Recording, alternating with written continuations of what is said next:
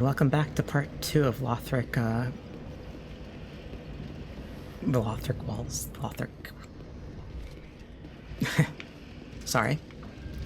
We have our friends here, the assassins. So, I mentioned last time that we talked about environmental storytelling, and we have upcoming one of the payoffs to something I brought up earlier. We have to kill or fight through a couple of these to get there, so bear with me. Our old spear friend, Halberd. Honestly.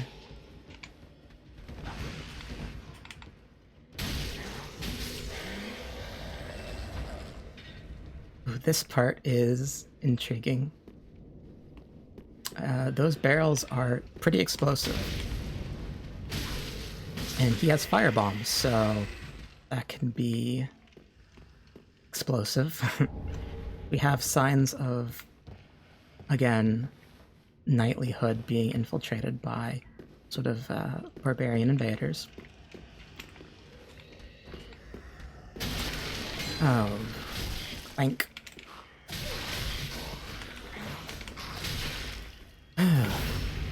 That was awkward.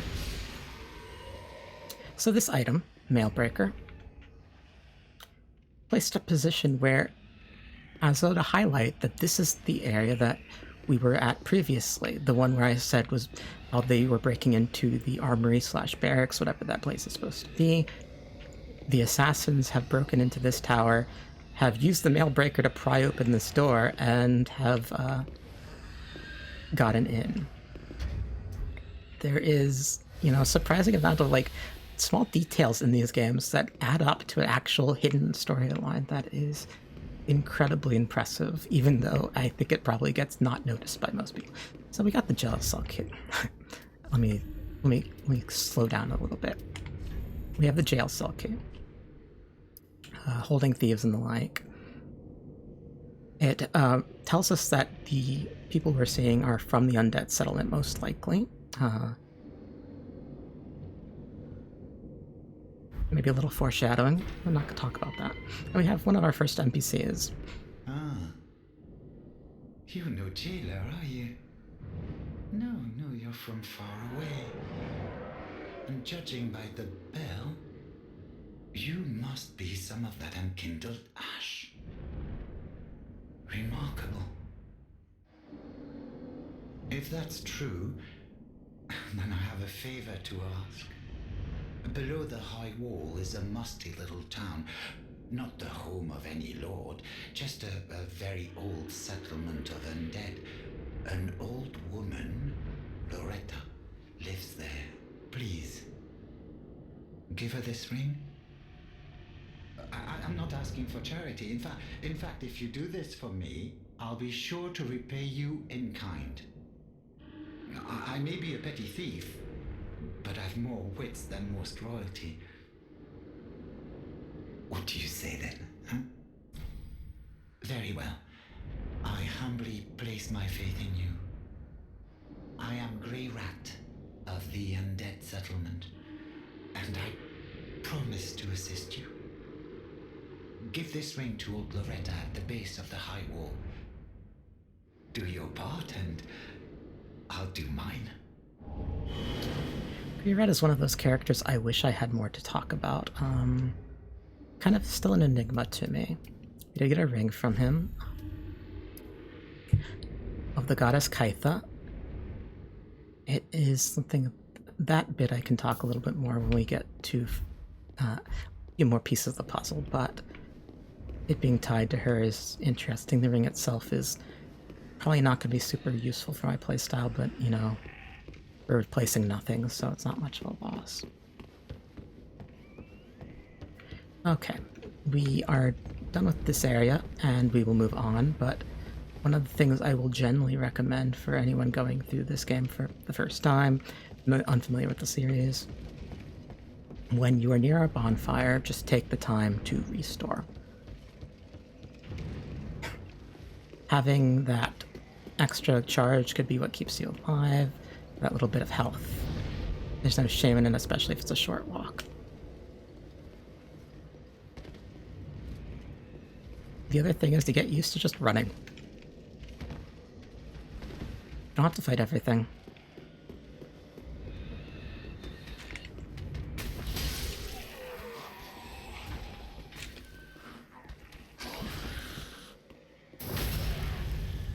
We do maybe want to take down our friend up there.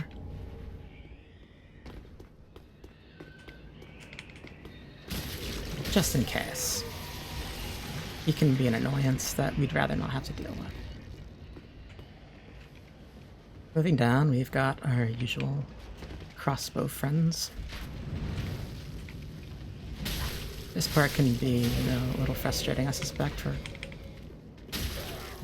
And then you have potential for ladder shenanigans. The enemies here do not break poise very easily, making your shields very effective, and also showing another one of their weaknesses. They are not well equipped. They fight in swarms, but they are not really capable of standing on one-on-one. Now here's after we deal with a little bit of riffraff. So we have two soldiers types here. We got the thinner red guys, and we got the big bulky blue guy.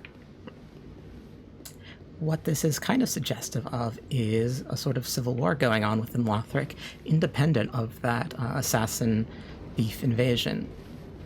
The sides are red and blue, which is intriguingly the two colors of Kaitha. Sort of disagreement of which part of her to go with. Here's our usual overleveled for the area enemy. Not especially worth beating unless you want to just prove that you can. We'll play it safe, we'll play it typical. The rapier...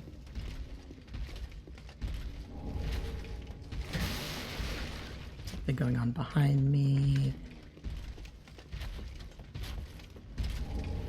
Does the fact that he is standing up mean that the blue won this battle and that everything up there is the blue winning future? Could be. It's a theory.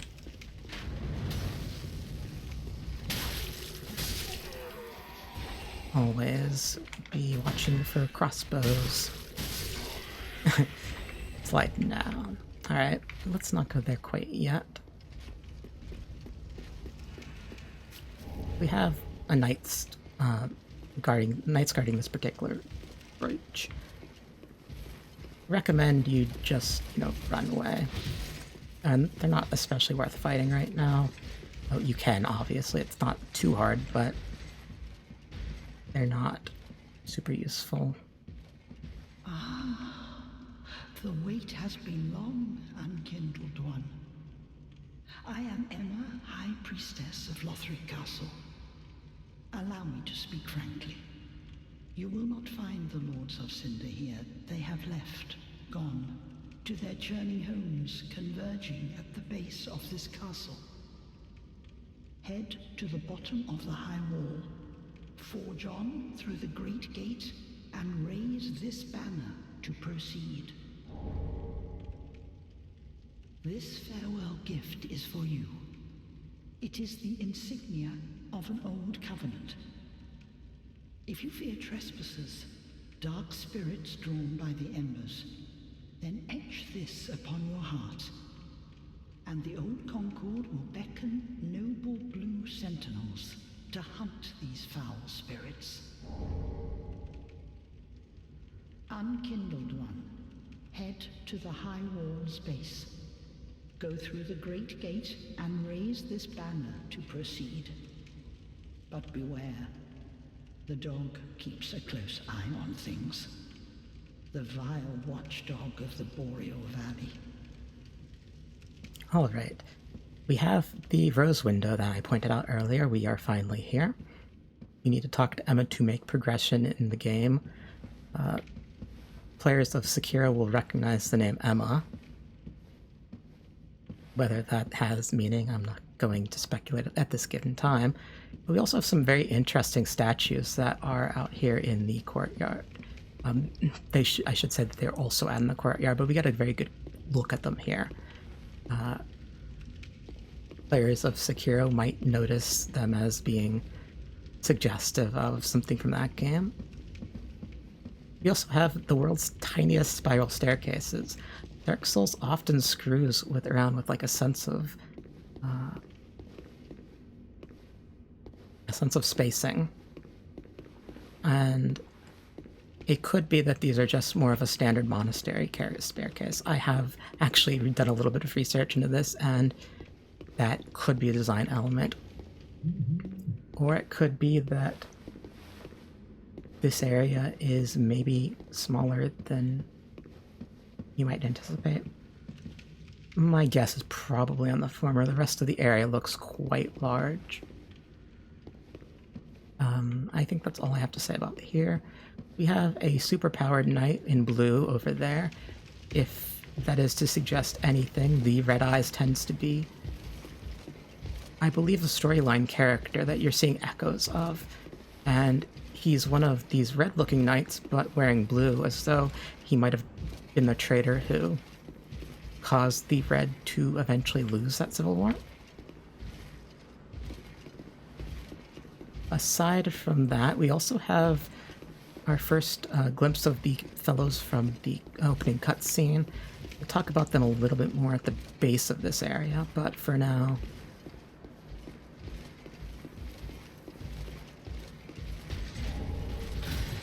yeah, not worth it.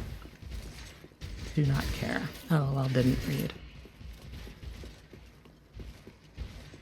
No particular reason for me to get that item, but it was there, and now if you happen to want to have a game with the Lucrine, you can be my guest.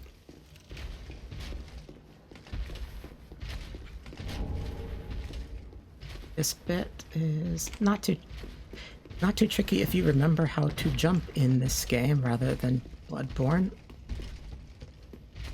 Sigh.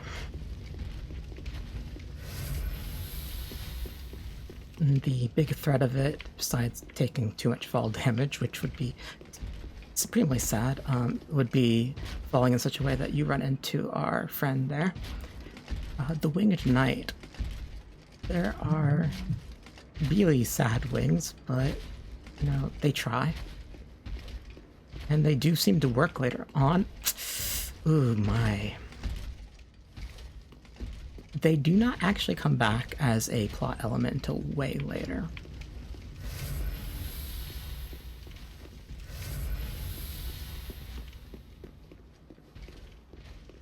But I think they're rather important.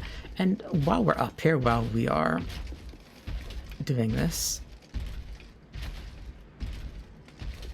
There we go.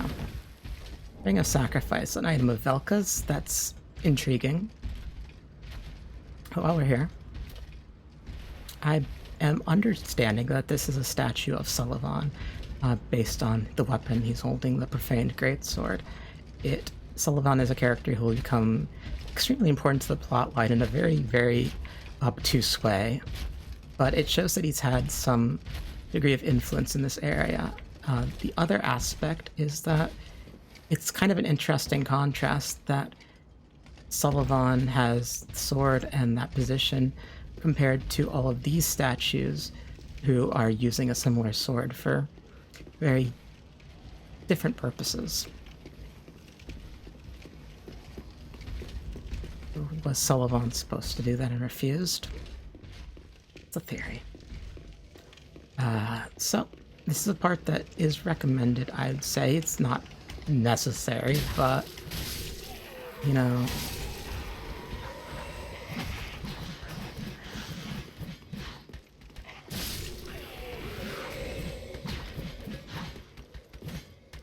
there we go. We have another green blossom tying perhaps this area into the Baron Watchers. The knight design does look somewhat similar to them, so that is a thing to keep in mind. And we have a shortcut. this shortcut is fairly useful. It's good insurance, and you know, we're just trying to be fairly completionist.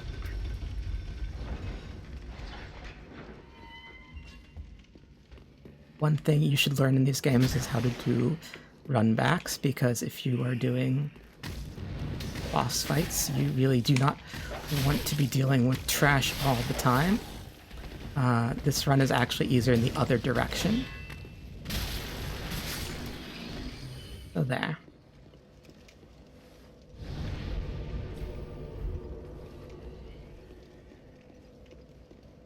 With that taken care of, we can go ahead and proceed to the next stretch. Oh my, that is not... I talk about wanting to do run backs, and then that happens. Let me show you a better one. Sorry, it's, I think, been a bit. He's just super excited to be here. So...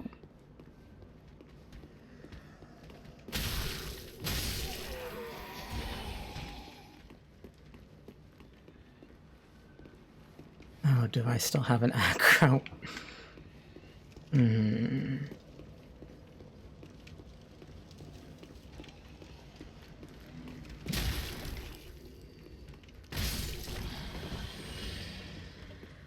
All right.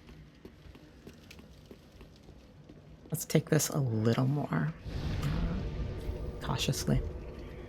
So trying to go for speed, but you know, being a little more. I don't want to have to deal with him. Yes. This is the much better path. You ideally don't take fall damage there. You ideally don't deal with that. Oh my. So, we're gonna do strike 3. I want to get this right. That being said, I also probably want to have the elevator up to show this off.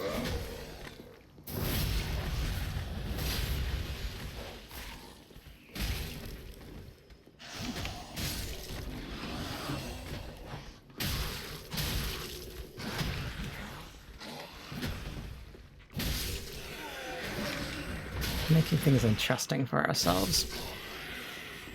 Let's do this a little better. So, doing run backs, what you typically want is to have the elevator in position so that it will be speediest coming back from the flight. Probably not necessary if I die to Bort of the Boreal Valley. Things are going pretty poorly, but, you know, we're trying to be a little bit educational here.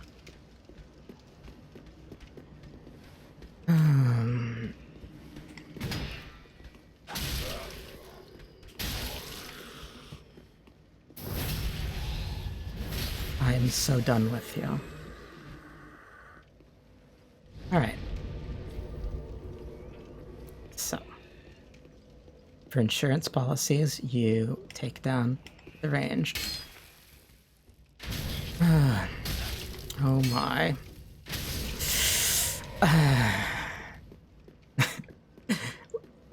For insurance policies, you know, screw insurance. You don't actually need that. It makes learning it a little bit easier, but... Here.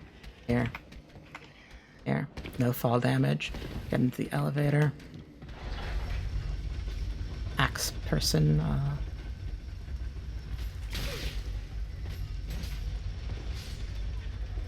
some free souls from his fall death, and that's cleaner. Coming up to another crossbow. Ideally, you do not want to have to fight him if you're doing a run back. Expediency matters. We have more of those fellows. I think we'll talk about them later when we get to next video. And so, here we go. This is a very interesting door. Have more to say about the shape of it once we get to Dark Souls 2, perhaps.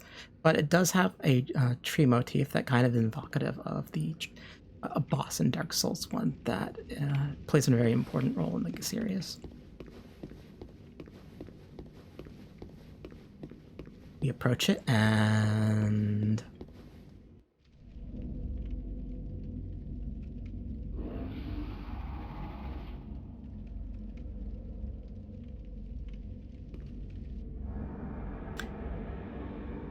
it's interesting that Vort's entrance is almost like he is coming through a fog gate, as though he is invading you, as opposed to the more typical design in earlier games where you were the one going through the fog gate. I think that's supposed to be invocative of Vort not being natural to this area, and that will become more clear later on. We have our deep axe. If I were playing it a little more safe, I would have gotten an upgrade, but what's nice is that the deep weapon they give us is strong against Vort.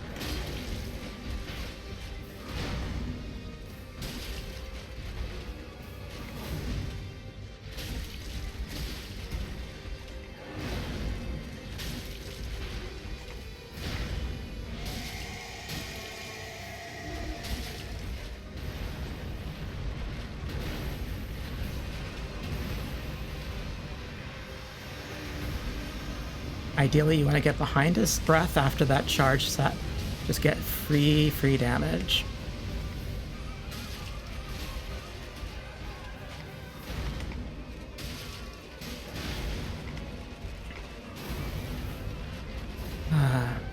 It was so close to being a perfect run. Well, relatively perfect, but it went fine. And we get our first boss, Bonfire.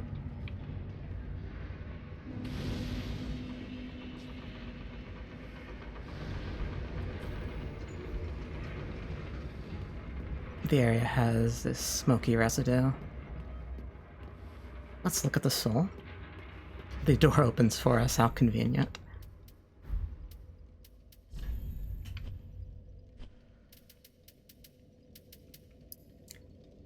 Outrider Knight, never far from the fleeting dancer. It doesn't mean a lot to us at this point in time.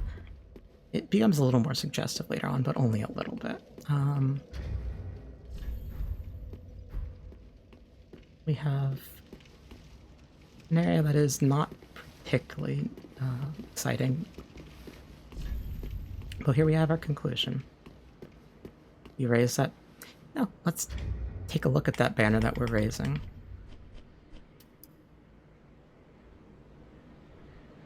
When the high wall appeared, the path to the undead settlement was blocked. Messengers came bearing this banner, sent out with a duty but had no way of returning. So I think there's an idea here of almost the wall showing up and bifurcating the place. We have oftentimes in this series a sense of areas that are almost seismically raised from where they ought to be, and I think this is one of the clearest examples.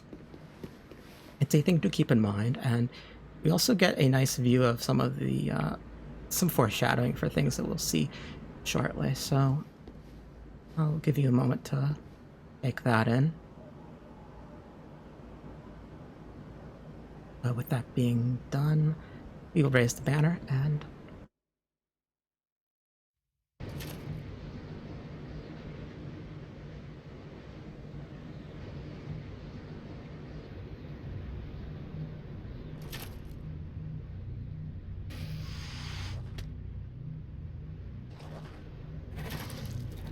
I would point out that we have the covered eye motif. That is something obviously within the first Firekeeper of this game you can see, but also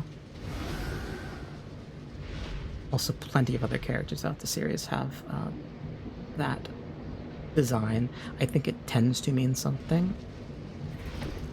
This entire passage is also evocative of a bit from Dark Souls 1 that we haven't gone through in this playthrough, but it has a purpose, I'm fairly certain, within the narrative design.